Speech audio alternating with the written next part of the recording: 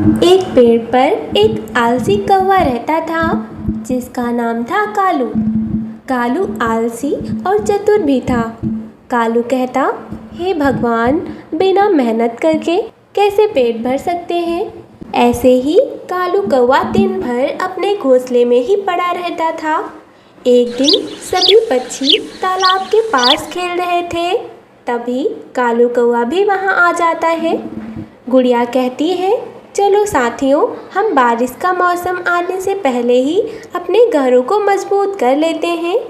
कौवे भैया, तुम भी चलो हमारे साथ, हम कुछ मजबूत लकड़ियाँ इकट्ठा करते हैं। नहीं, मैं नहीं जाऊँगा बुलबुल, इतनी मेहनत भला कौन करेगा, मैं तो यहीं आराम करूँगा। फिर सारे पक्षी जंगल से लकड़ियाँ ढूंढने निकल जाते हैं। थोड़ी दूर जाने के बाद उन्हें लकड़ियाँ मिल जाती हैं। फिर लकड़ियाँ लेकर वो अपने घोंसले की तरफ निकलते हैं। सारे पक्षी अपने अपने घोंसले बनाने में लग जाते हैं। फिर कुछ दिनों की कड़ी मेहनत के बाद पक्षियों के घोंसले मजबूत बन जाते हैं। गुड़िया कहती है, साथियों, हम बारिश के समय खाने के लिए कुछ दाने इकट्ठा करके रखते हैं। कौवे भैया, तुम भी चलो हमारे साथ दाना इकट्ठा करने। मैं बहुत थक गया हूँ चिड़िया, मैं नहीं जाऊँगा, मैं तो आराम करूँगा। कालू कौवे को छोड़ के सभी पक्षी कुछ दाना इकट्ठा करने निकल जाते हैं। कबूतर कहता है, अब हमें बारिश का कोई डर नहीं है, हमारे घोंसले इतने पक्के हो गए हैं। हाँ कबूतर भैया, और हमने खाने के लिए दाने भी इकट्ठा कर लिया है। सभी पक्षी बातें कर ही रहे थे, तभी कालू कौवा हंसता है और कहता है, सारे पक्षी कितनी मेहनत करते हैं, क्या पता इस साल बारिश ही ना आए। कुछ दिनों बाद बारिशें शुरू हो जाती हैं। 2-3 दिन बारिश लगातार चलती है। कालू कौवे के पास खाने के लिए कुछ भी नहीं था। तभी वो सोचता है, मुझे तो बहुत भूख लगी है, मुझे कुछ ना कुछ तो करना ही होगा।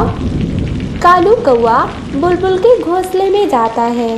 बुलबुल चिड़िया, तुम्हारे घोंसले के पास वाले पेड़ में गुड़िया बैठी है, गुड़िया ने तुम्हें बुलाया है।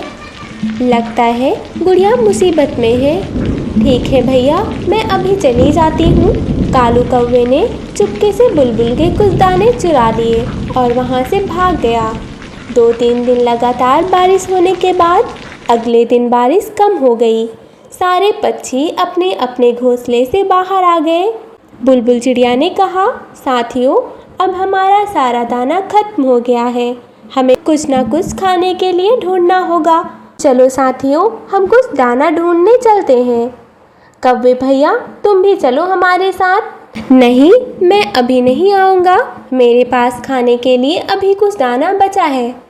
सभी पक्षी दाना ढूंढने निकल जाते हैं। मेरे पास तो खाने के लिए कुछ भी नहीं है। कुछ समय बाद कालू के दिमाग में एक योजना आ गई। अगले दिन कबूतर तालाब के किनारे दाने खा रहा था।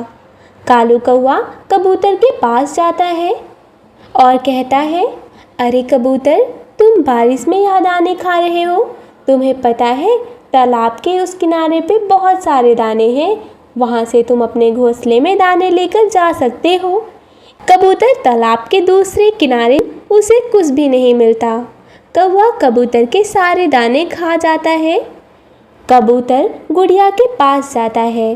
गुड़िया, कालू ने मुझे झूठ में कहा और मेरे दाने खा लिए। कबूतर ने सारी बात गुड़िया को बताई। अगले दिन गुड़िया एक फल लेकर आती है। कालू भैया, तालाब के उस किनारे एक मीठे फलों का पेड़ है, उस पेड़ पर बहुत सारे मीठे फल हैं। कालू कौवा बहुत भूखा था। कालू ने तुरंत जाकर फलों को ढूंढना शुरू किया, लेकिन वहाँ फलों की जगह कीचड़ और फसल थी।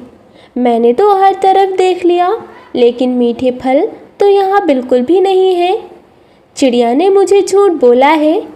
कीचड़ में एक पत्थर था। कालू थक हार कर उस पत्थर पर बैठ जाता है और कीचड़ में फंस जाता है। तभी जंगल के सारे पक्षी वहाँ आ जाते हैं और उसे बाहर निकालते हैं। कीचड़ से बाहर आने के बाद कौवा कहता है, कबूतर, मुझे माफ़ कर दो, मेरे आलस और चालाकी ने मुझे मुसीबत में डाल दिया। अगर मैं मेहनत करता तो आज मेरी यह हालत ना होती। इसके बाद कालू ने तय किया कि वह आलस नहीं करेगा, वह मेहनती बनेगा और सभी पक्षियों के साथ मिलकर काम करेगा। सभी पक्षियों ने कालू को माफ़ कर दिया